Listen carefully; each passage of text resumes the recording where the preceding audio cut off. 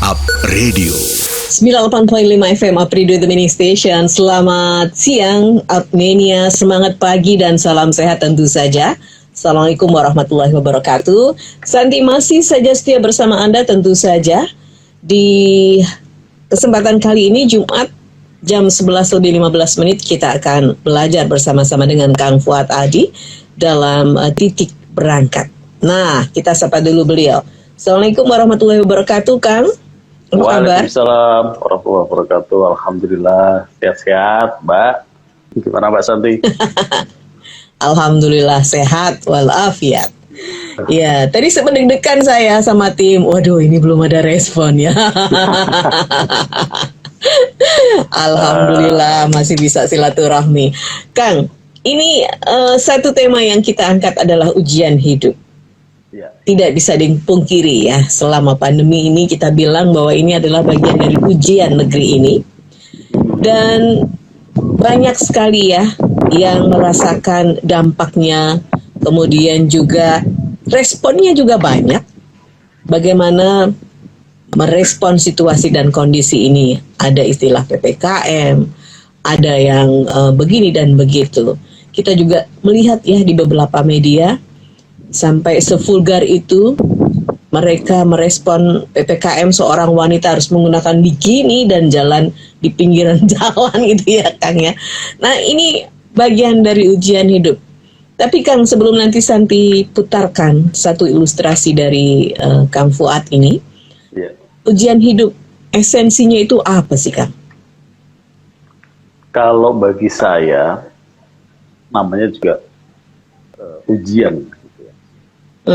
Tentu tidak lepas dari sebuah maksud mendidik kita. Nah, saya sering sebetulnya menanyakan diri saya sendiri gitu loh. Ini kenapa saya mesti hidup? Terus padahal ya menjalani kehidupan itu tidak selalu enak, kemudian juga mesti ada proses yang diperjuangkan gitu kan. Tapi terkadang ada maksud apa sih sebenarnya kita itu mesti hidup gitu kan. Nah, seringkali justru ditemukan dari ujian-ujian yang kita terima itu. Kalau tanpa, ya ilustrasinya sederhananya kan, kita aja untuk bisa mencapai ke jenjang, ya kalau kita kiaskan dengan pendidikan ya kan. Naik kelas itu hanya bisa didapat ketika kita bisa melampaui ujian dengan baik. Gitu. Nah seringkali kan di sini, ada orang berhasil melalui ujian, ada orang juga yang menjadi gagal dalam ujian. Kalau sukses maka dia akan naik kelas ketika melewati ujian dengan baik. Ketika melewati ujian itu menjadi gagal, dia menjadi tinggal kelas kan gitu. Dalam kehidupan pun bagi saya semacam itu. Sejauh mana kemudian kita bisa menempatkan, merespon ujian itu, apakah akan membawa kita kepada sisi terang dan sisi baik dari proses yang kita lalui. Pengalaman menunjukkan bahwa ketika kita bisa mencapai itu, kita akan menjadi lebih baik dari sebelumnya. Kita akan menjadi lebih kuat dari sebelumnya. Termasuk soal yang konteks terbaru, soal PPKM, kebijakan dampak dari semua proses yang ada ini gitu. Tidak ada ujian yang itu enak memang. Tetapi ketika kita bisa melampaui, ya justru itu kita bisa merasakan dampak positifnya, impact-nya. Ya sama lah, kalau kita lulus ujian, ya kita naik kelas. Kalau kita gagal, ya kita turun kelas. Atau kita ya menjadi tinggal kelas. Pada level di situ itu, iya. Kira ujian kehidupan pun begitu. Misalnya, apakah kita melampaui kesedihan, penderitaan ini, kita bisa melampaui dengan baik-baik ini bukan berarti kemudian itu enak, nyaman gitu ya. Tapi ada sesuatu yang akhirnya bisa kita maknai, ada sesuatu yang bisa kita dapatkan kalau ujian ini tidak ada. Ya. Oke, baik, Kang Fuad. Ini kita akan dengarkan dulu ilustrasi dari Kang Fuad dalam titik berangkat ya tentang ujian hidup. Dan Anda yang ingin bergabung, silakan saja Anda bisa mengakses nomor WhatsApp kami di 0878 333 400 atau melalui Instagram Live Apridio SMG, karena siaran ini bisa Anda simak langsung juga melalui Instagram Live. Kemudian juga Anda bisa mendengarkan lewat live streaming kami di apridio.id. Kita simak titik berangkat dari Kang Fuad Adi. Upmania, setiap perjalanan dimulai dari titik berangkat, dan setiap yang dimulai akan menuju titik akhir. Titik berangkat merupakan ruang refleksi mengasah kesadaran untuk menilik rute perjalanan hidup yang sedang kita tempuh menjadi pengingat akan tujuan akhir kita. Inilah Titik Berangkat bersama Fuad Adi, founder Cycle Institute.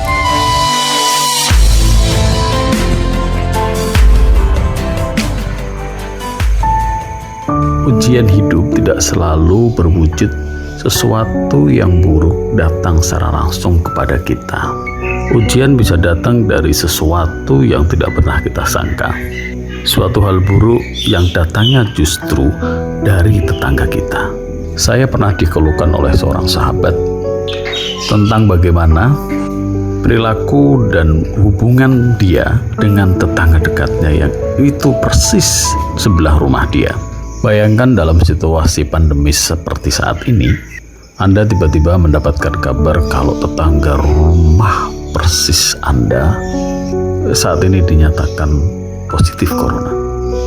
Sementara selama ini hubungan Anda dengan tetangga Anda itu tidak cukup baik, sering berselisih paham, atau sering saling tidak menyapa, atau bahkan dalam masa-masa tertentu pernah Anda merasa difitnah atau dihasut oleh tetangga Anda itu.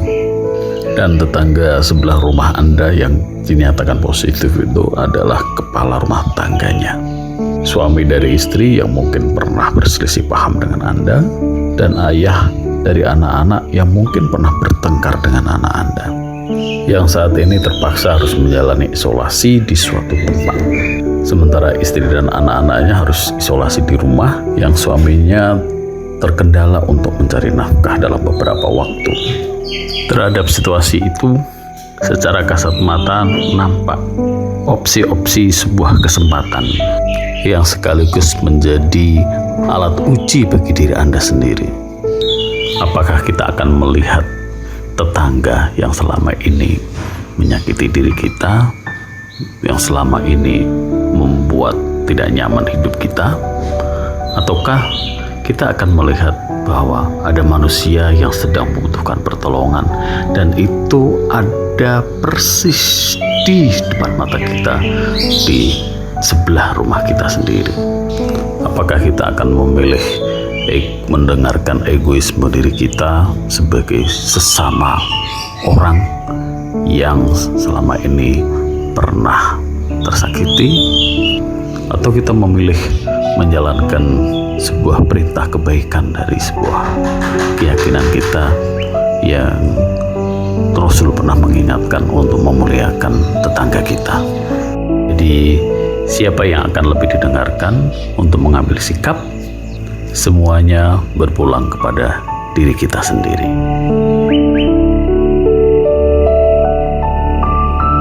Iya, ujian hidup.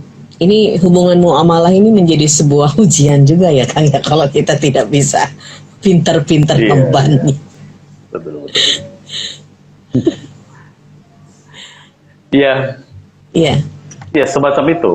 Jadi kalau ujian itu datang dari luar, ya mungkin itu akan lebih mudah ya dibanding ujian itu yang datang dari dalam diri kita sendiri. Seperti dalam ilustrasi tadi kan gitu. Toh kalau kita misalnya mau cuek saja atau menjadi kesempatan untuk membalas dendam misalnya begitu. Nah, dia mungkin secara kasat mata terlihat yo manusiawi gitu. Tetapi di situ justru titik ujinya gitu kan. Kalau kita berbuat baik kepada orang yang telah membaiki kita, wajar saja gitu. Itu sebagai sesuatu yang ya salah. Wajar. Tapi kalau kita mampu berbuat baik kepada orang yang telah menyakiti kita, itu baru yang luar biasa menurut saya. Dan itu ujiannya kan diri kita sendiri gitu loh. Apakah kita bicara tadi ego diri kita sendiri yang pada skala secara naluri, secara rasio mungkin menjadi wajar gitu, atau sesuatu ya yang kita menjadikan diri kita sebagai alat uji itu, yang orang lain tidak bisa melihat, artinya perbuatan itu tidak dilihat orang lain, dan hanya murni kita yang melihat, tetapi kita bisa melakukan. Kalau kita bicara integritas itu kan juga di situ. Betul. Jadi tidak butuh penilaian orang ya, Kang ya? Iya. Bagi saya itu menjadi lebih berat gitu kan untuk dipraktekkan gitu. Nah, ketika sesuatu yang kita anggap berat ini kok kita memilih jalan itu juga ujian diri kita. Apakah kita menjadi manusia yang biasa atau kita belajar melampaui ujian itu menjadi manusia yang luar biasa. Ya itu menjadi pilihan ke diri kita sendiri juga. Kalau pernah belajar dari seorang itu menasihati begini, sepanjang bahwa apa yang kamu lakukan itu tidak mengancam terhadap kehidupanmu, ambillah gitu. Jadi kan kita menolong tetangga, meskipun secara rasa mungkin tidak nyaman gitu, tetapi kita menuntaskan misi kita sebagai manusia yang mesti memiliki kepekaan penyelamatan terhadap sesama. Ya itu, kalau itu dijadikan dorongan kita, semoga di satu saat nanti juga itu yang akan menolong kita dalam sebuah kesulitan yang kita berada dalam jalan buntu gitu kan. Kita juga nggak tahu kan suatu proses. Karena ya justru banyak riwayat yang mengatakan ya kalau kita dalam keyakinan kita gitu kan, ada semacam syafaat dari kebaikan justru hadir dari amalan baik yang tidak pernah kita ingat lagi.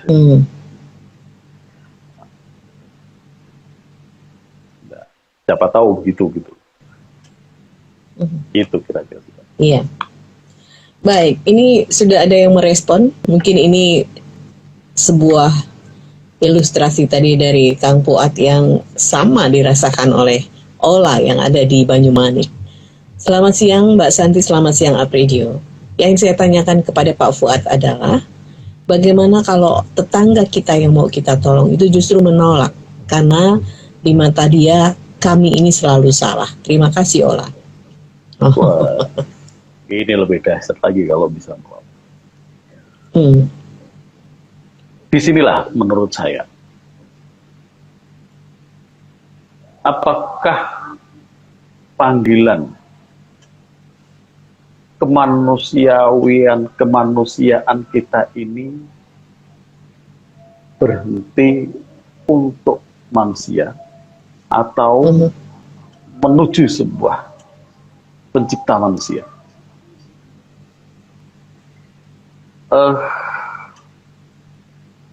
Kalau orientasi dan peruntukan kita terbatas dipertunjukkan untuk manusia.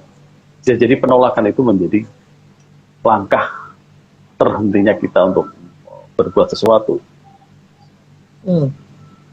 Tapi kalau melampaui dari situ, bahwa panggilan itu adalah panggilan saya sebagai manusia yang mendapat mandat untuk turut memelihara manusiaan, menjalankan mandat sebagai khalifah di bumi gitu. Setidak-tidaknya ketika itu ditolak oleh manusia,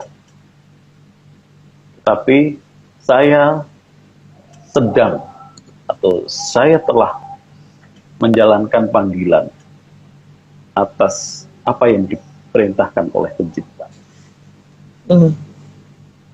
Ketika saya mendapatkan perintah, mendengarkan sebuah ajaran untuk memuliakan tetangga, ya sudah. Tugas saya berkomitmen mentaati, menjalankan apa yang sudah diperintahkan oleh keyakinan saya, sudah saya lakukan. Apakah itu diterima atau ditolak? Ya, itu tidak merubah niatan, tidak merubah rasa saya dalam menunaikan panggilan dan kewajiban itu. Di situ ujiannya bagi saya. Apakah saya kemudian terpengaruh dengan penolakan itu sehingga merubah niat dan rasa yang saya alami?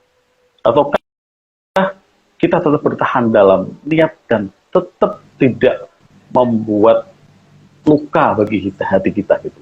Penolakan itu kan sangat berpotensi ya, kemudian itu justru menimbulkan luka, kemudian kita menyimpan sebuah bisa jadi sebuah dendam gitu kan.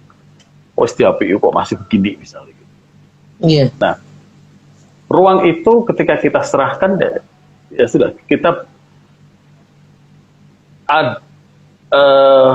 yang ekstrimnya bahkan kalau kita menganalogkan pada peristiwa Rasulullah misalnya, bahkan Rasul pun tidak bisa memberikan hidayah kepada pamannya yang itu sangat menyayangi. Artinya ada wilayah-wilayah yang itu memang sudah bukan menjadi wewenang kita. Tapi setidaknya kita telah melaksanakan kewajiban bahwa apakah dia menerima atau tidak, itu menjadi di luar kewenangan kita. Yang justru menjadi ujiannya itu tadi, apakah kemudian kita itu terpengaruh oleh sikap penolakan itu sehingga menimbulkan hal-hal negatif ke dalam diri kita sendiri. Kita menjadi tidak lagi berbuat baik, kita tidak lagi punya peduli terhadap tangga yang menolak itu, atau kemudian ya kalau di tetangga bisa jadi kita menjadi apa ya, dengan tetangga kadang menceritakan justru menjawab, pas tak Arab tak tulung malah enggak, kemudian dia ceritakan gitu kan. Nah, itu kan justru mempengaruhi, rasanya kan jadi gitu. Iya. Itu sama dengan kita terpengaruh oleh sikap negatif dari lawan bicara kita. Iya. Ini kan kalau bisa dicoba dibedah dari Ola ini ya. Tadi sebetulnya ketika mau membantu itu sebetulnya ujian hidup dia sudah bisa dia selesaikan ya. Ternyata langsung tambah soal lagi dengan penolakan. Mungkin itu kali ya kan. Soal lagi nih. Iya. Ya ini memang apa ya, soal makom ya, mungkin ketika Mbak Ola itu sudah melampaui di level 1, level berbuat baik kepada orang yang tidak menyukai kita, dia bertahan untuk tetap melakukan itu. Kan sudah naik ya di level itu. Begitu kemudian terjadi penolakan, itu kan sudah mau level berikutnya. Apakah penolakan itu kemudian kita tetap bertahan pada posisi dan niatan kita, atau berpengaruh untuk eh, kena dampak negatif dari penolakan itu, gitu. Dan suatu saat dia berhenti. Nah, itu ujian berikutnya. Langsung bertubi-tubi ya. Jadi kalau kita ngerjain soal kan ada 50 soal gitu ya. Langsung gitu ya Pak. Iya. Baik. Mbak Ola, mudah-mudahan Mbak Ola bisa ya menangkap apa yang sudah disampaikan oleh Mas Fuad. Mas Fuad, ada lagi yang mau disampaikan ke Mbak Ola nih? Iya. PPKM aja ada level-levelnya, pedas aja ada level-levelnya kan gitu. Iya. Jadi itu kita terima itu sebagai kenyataan bahwa kehidupan itu ya juga pasti ada level-levelnya juga itu. Benar. Nah, apakah setiap berarti tangga sarannya kan? tingkatan? Saran saya yang mesti dipegang adalah jangan pernah surut untuk sebuah niatan baik. Yakin sajalah. Kebaikan itu dia tidak akan hianat. Bahwa kan dia toh itu sebetulnya kebaikan kita yang kita lakukan itu pada hakikatnya kan berbaik untuk diri kita sendiri. Iya. Betul. Iya kan? Mungkin kita saya katakan, saya berbuat baik sama Mbak Santi. Atau, dan ini seringkali pengalaman juga begitu. Ketika saya berbuat baik, atau gampangnya gitu loh, berbuat baik dengan si A, jadi balasan itu tidak lahir dari si A itu. Tapi dari seseorang yang itu tak disangka-sangka, yang itu melebihi dari kebaikan yang pernah saya berikan kepada si A. Oke. Nah, karena kehidupan ini sebetulnya juga holistik ya, menyeluruh gitu. Dan ini kan sebuah sistem kehidupan yang sama juga. Terkadang kita dibaiki sama orang, tetapi kita tidak bisa membalas kebaikan ke orang tersebut, tapi kita memberikan perhatian pada orang lain, yang orang lain itu bahkan tidak pernah membalas kebaikan kita. Itu keseimbangan hidupnya menurut saya di situ. Jadi yakin sajalah. Baik. Lah, ya keyakinan ini kan tentu butuh proses dan seterusnya. Jadi Mbak Ola tetap niat awal Anda apa, walaupun mengalami sebuah penolakan, anggap saja ini adalah soal kedua Anda yang harus Anda selesaikan untuk bisa menuju level berikutnya. Begitu ya. Baik, ini kemudian ada lagi dari Andi di Semarang saja. Pak Fuad, Mbak Santi, selamat siang. Salam sehat semuanya, mudah-mudahan selalu berkah. Amin. Pertanyaan saya adalah bagaimana menjadi pribadi yang tidak mudah tersinggung dengan sikap-sikap orang-orang terdekat kita, dengan hinaan-hinaan yang datang dari orang-orang melihat bagaimana keterbatasan kita. Mungkin dari sisi ekonomi, dari keilmuan, kemudian juga dari pekerjaan. Terima kasih. Andika, thank you. Itu sering-seringlah tersinggung sampai kemudian Anda tidak pernah tersinggung lagi. Wantek gitu ya. Sering-seringlah tersinggung sehingga menebal rasa tersinggungnya itu jadi wantek. Gak tahu caranya begitu. Ya,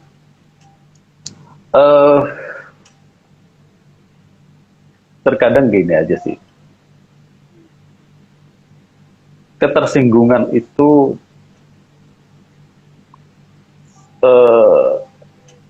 ada ajaran begini. Gunakanlah ilmu air. Gitu. Air itu ketika dipukul, ya dia ada reaksi mengecipak gitu kan. Yeah. Tetapi dia akan balik lagi dengan segera. Bahwa soal ada reaksi ketika kita disinggung seseorang atau ya itu sebagai reaksi saat itu sesaat. Tetapi itu air itu begitu selesai dipukul dia akan balik lagi kan dengan segera. Yeah. tidak kemudian merubah bentuk airnya gitu. Ya hanya sesaat ketika dalam pukulan itu, dan dia akan balik lagi kan gitu. Itu ilmu air dalam, ya kalau dalam ketersinggungan itu di situ. Semakin orang itu emosional menghantam air itu, iya tak apa, dia akan terbalik saja. Gitu. Itu ilmu air di situ. Nah, kalau kita belajar dari banyak tokoh, dari banyak tauladan, ya, saya sering mendapatkan seperti saya katakan kemarin itu, ketika kemanusiaan kita itu tuntas, kita sebagai manusia, maka kita akan sadar menemukan posisi kedirian, mandat kedirian diri kita gitu. Yang semuanya sejatinya kan punya peran masing-masing. Kita punya arti masing-masing dalam kehidupan gitu. Jadi ketika bangunan kepercayaan diri ini cukup kokoh di diri kita, ya orang mau mengatakan apapun, ya sudah cukup terdengar dan itu lewat begitu saja.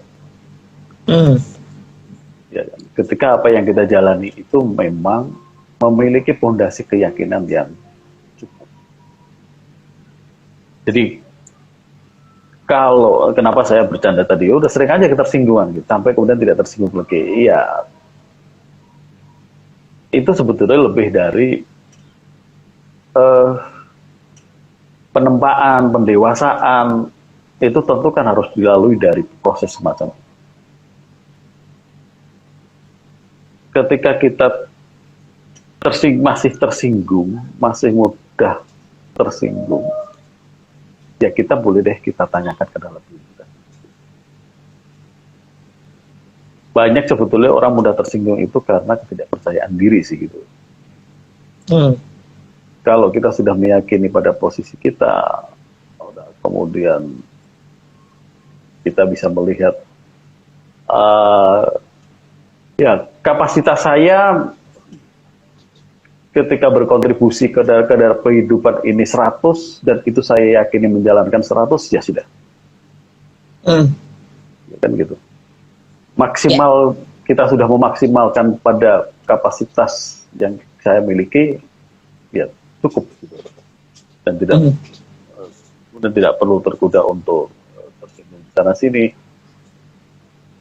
Kalau saya katakan berkontribusi di kemampuan saya itu menjadi bermakna, berkontribusi dalam lingkup RT, ya kenapa harus berpikir bahwa saya harus mengukur pada tingkat kota misalnya. Ya kan? Ya, yakini saja sekup peran yang paling berarti dalam kewilayahan diri kita. Entah di pekerjaan, entah di peran dimanapun gitu loh. Ini ada yang komentar bagus nih. Iya ini dari _uswatun_ch ini. Nah, levelnya mesti udah begini. Kalau saya apa ini? Kalau saya biar tidak mudah tersinggung, kok sering-seringlah tertawa gitu ya. Iya. Kalau belajar dari Mas Pri itu kan, kalau kita sudah sampai bisa menertawakan diri sendiri, ya itulah puncak dari penemuan diri kita itu di situ. Ya. Iya. Betul. Kan udah nggak ada lagi tersinggung. Kalau ya bisa jadi kan begini ya. Saya mungkin masih akan mudah tersinggung ketika saya masih merasa lebih dari orang lain. Merasa disepelekan gitu kan. Iya. Tapi begitu saya bisa sudah, situ ya levelmu di situ, level saya di sini, oke, fun aja gitu. Dan tidak perlu tersinggung bagi saya. Ketika sudah berada pada wilayah itu. Gitu. Oke. Gitu sih. Baik. Terima kasih Uus ya masukannya. Mudah-mudahan ini bisa memberikan insight juga. Ternyata tadi tersinggung itu karena kita masih merasa tinggi ya. Jadi kalau dihina di bawahnya itu gitu ya Kang ya. Oke.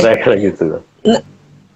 Ini hal-hal yang unpredictable ya ketika saya ngobrol sama Kang Fuad dari minggu ke minggu ya, dari setiap Jumat itu, loh ternyata gitu ya. Mudah-mudahan ini bisa sedikit memudarkan hal-hal yang negatif di diri kami, saya terutama yang sedang belajar dengan Kang Fuad.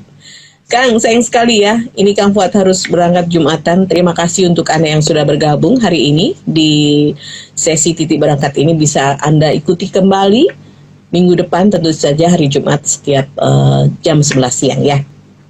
Kang, ujian hidup, apa yang mau disampaikan dalam akhir perbincangan kita Kang? Silakan.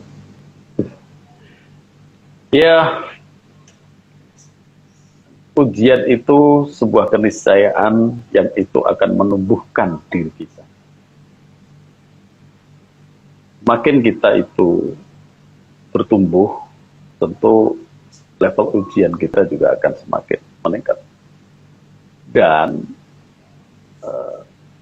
semuanya tidak lepas dari bagaimana cara Tuhan mendidik kita sebenarnya. Tentu ujian saya seorang Fuad akan beda dengan ujian seorang Mbak Santi. Dan ini sebetulnya tidak lepas dari satu paket bekal yang sudah ada di dalam diri kita masing-masing. Maka kalau Tuhan pernah mengingatkan,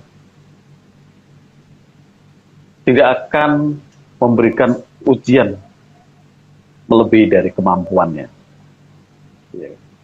Artinya, setiap ujian yang datang itu pada dasarnya kita mampu.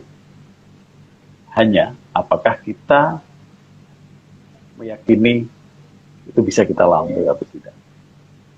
Karena kalau ya firmannya sudah begitu, nggak mungkin kan. Kembali kepada diri kita sendiri. Gitu. Baik, yakinkan saja bahwa soal itu sepaket dengan jawabannya. Gitu Kang ya. Terima kasih Kang.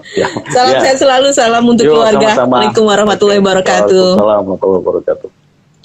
Baik, demikian tadi kita sudah bersama dengan Kang Fuad tadi dalam titik berangkat kali ini, dan saya Santi Roselia pamit. Sukses untuk Anda dari Up Radio. Assalamualaikum warahmatullahi wabarakatuh.